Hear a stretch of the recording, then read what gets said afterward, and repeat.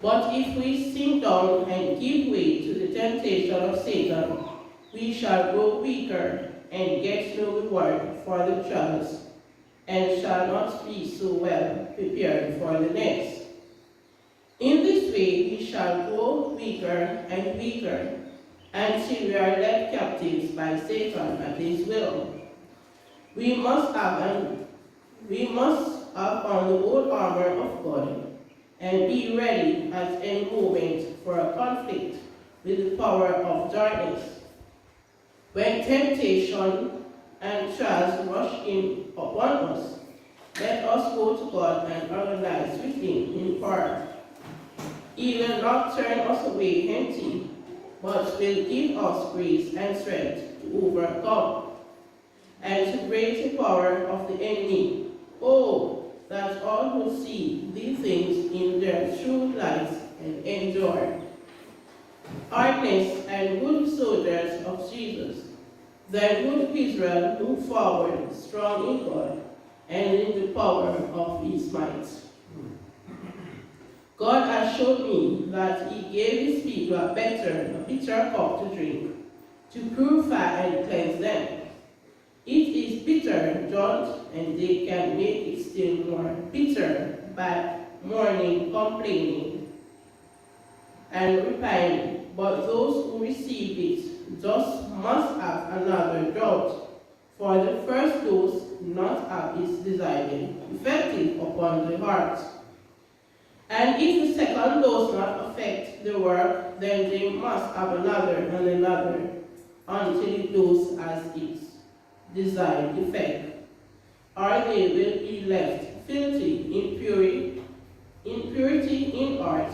I saw that this bitter cup can be sweetened by patience, endurance, and prayer, and that it will have its desired effect upon the heart of those who just receive it, and God will be honored and glorified. It is no small thing to be a Christian and to be whole and approved of God.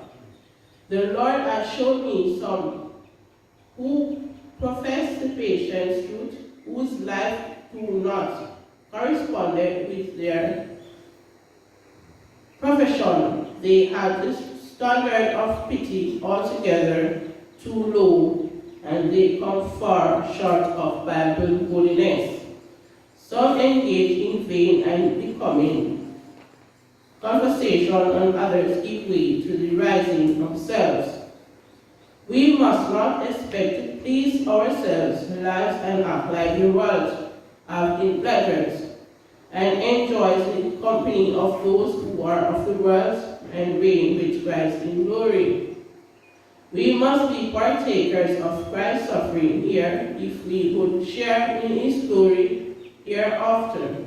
If we seek our own interests, how we can best please ourselves instead of seeking to please God and advance His precious suffering.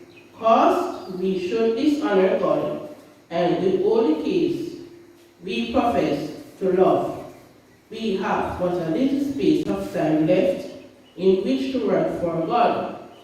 Nothing should be too dear to sacrifice for the salvation of the scattered and throwback flock of Jesus. Those who made a covenant with God by sacrifice now will soon be gathered home to share a rich reward and profess the new kingdom forever and ever. Oh, let us live holy, worthy for the Lord, and show by a well-ordered life godly conversation that we have been with Jesus and are His meek and lowly followers. We must work while the day lasts, for when the dark night of trouble and astonish come, it will be too late to work for God. Jesus is in His holy temple and will now accept our sacrifice, our prayers, and our confession of fault and sin, and will pardon all the transgression of Israel, that they may be blotted out before he leaves the sanctuary. When Jesus leaves the sanctuary, then they who are holy and righteous will be holy and righteous still. For those their sins will then be blotted out, they will be sealed with the seal of the living God. But those that are unjust and filthy will be unjust and filthy still. For them there will be no priest in the sanctuary to offer their sacrifice, their confession, and their prayers before the Father's throne. Therefore, what is done to rescue souls from the coming storm of wrath must be done before Jesus leaves the most holy place of the heavenly sanctuary. So, brethren, let us remember that God is our refuge.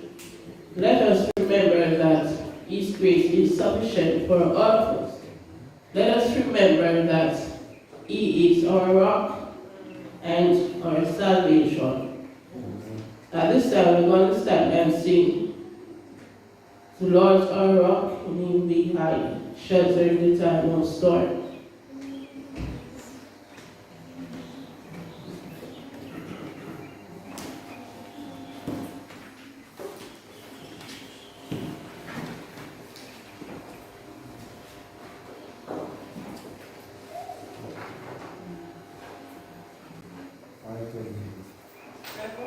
I can.